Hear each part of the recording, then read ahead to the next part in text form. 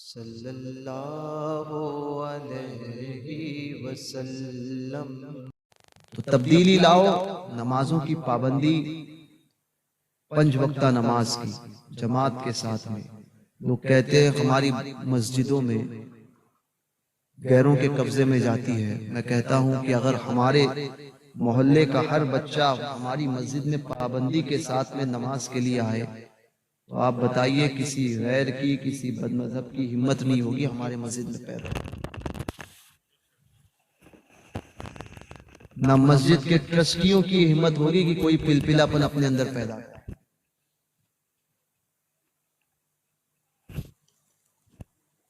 آپ وقت پہ جاتے نہیں ہیں، ہماری قوم مسجد کے باہر بیٹھی ہوئی، نوجوان بیٹھے ہوئے رہیں گے۔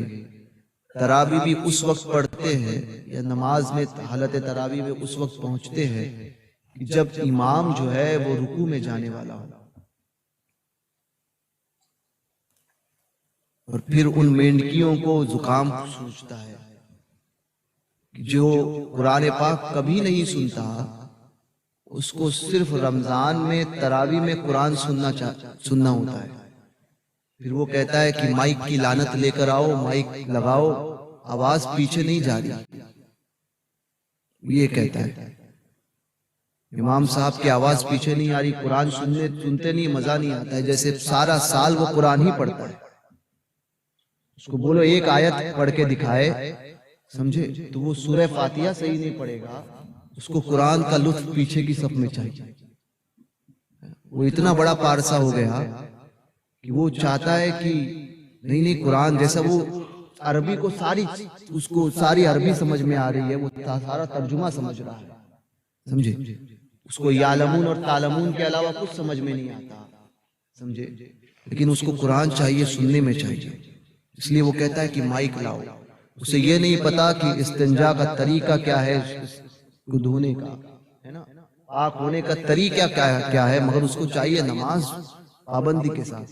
استبراء جو ہے وہ واجب ہے، اسے وہ نہیں پتا کہ اس کو کیسے کیا گیا، وہ اسے پتا نہیں ہے۔ وہ سوچتا ہے کہ چوتھی 5ویں صف میں جو ہے امام صاحب وہ ٹرسٹی کوئی جو ہے وہ کھڑا ہو جائے، میں کسی پر تان نہیں کرتا، سمجھے؟ اب وہ جا کر کوئی یہ کہے کہ ہمارے تعلق سے کہہ رہے تھے، تو میں نے کسی کے تعلق سے نہیں کہا، مگر جو اس میں ہے وہ اس کے تعلق سے ضرور کہا، سمجھے؟ کہ برا اسی کو لگتا ہے کہ جو خود ملوث ہوتا ہے۔ تو بہرکیف یہ چیزیں ہوتی ہے۔ وہ ٹرسٹی یہ سمجھتا ہے کہ میں مسجد کا مالک ہوں، تو یاد رکھیے مسجد کا مالک اللہ تبارک و تعالی ہے۔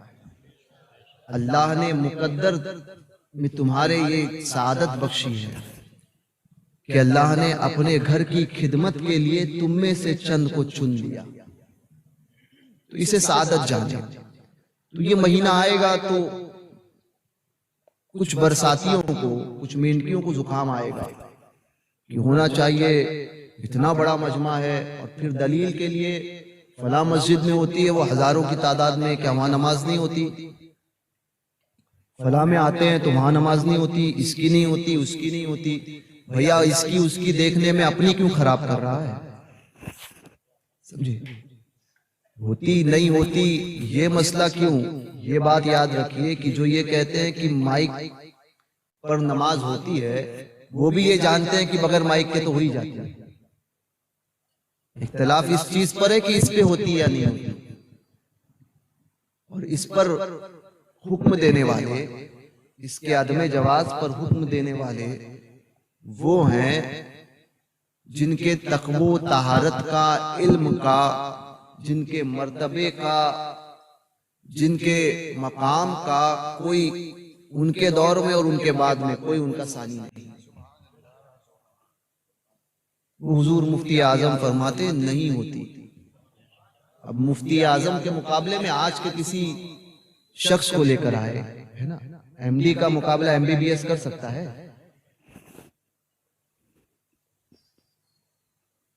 تو اس کی بات کو مانا جائے گا، دوائی اس سے لوگے جو ایم ڈی ہے، یا دوائی اس سے لوگے کہ جو ابھی تک پڑھ ہی رہا ہے، جو MBBS میں بھی نہیں پڑھ پہنچا، جو BUMS اور BAMS کر رہا ہے کسی مرض میں، تو آپ کہیں گے کہ MD کی دوائی زیادہ فائدہ مند ہوگی۔ تو بھیا جب MD نے دوائی دی ہے تو MD کے اوپر ہی تو عمل کیجئے اس کی بات پر۔ تو بہرکیف تو یہ چیزیں ہوتی ہے سننا۔ تو پہلی بات تو یہ ہے کہ تلاوت کا سننا جو ہے وہ قرآن کا کان تک پہنچنا، کہ سنو گے تبھی نماز ہوگی، یہ ہم پر ضروری نہیں ہے۔ پہلی بات تو یہ، بہت سی وجوہات ہے، بہرکیف میں یہ کہوں گا تو جن جگہوں پہ نہیں ہے، جن جگہ پہ ہے وہاں سے اس لعنت کو ہٹائیے، اور جس جگہ پر نہیں ہے وہ اپنے دماغ میں شیطانی کیڑوں کو نہ نکالے۔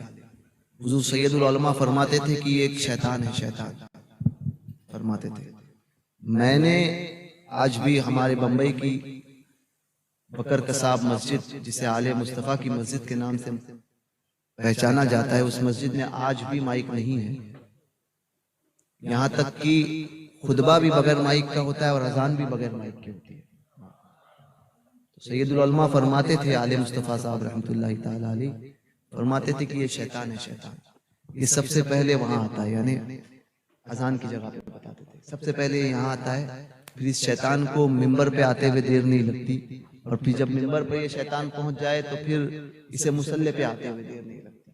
تو ہم نے اس شیطان کو وہیں سے بھگا دیا، وہاں سے اذان کی جگہ پہ مینار کی طرف اشارہ کر کے بتاتے تھے، وہیں سے بھگا دیا، تو اب یہ اندر ہی نہیں آئے گا۔ تو بہرکیف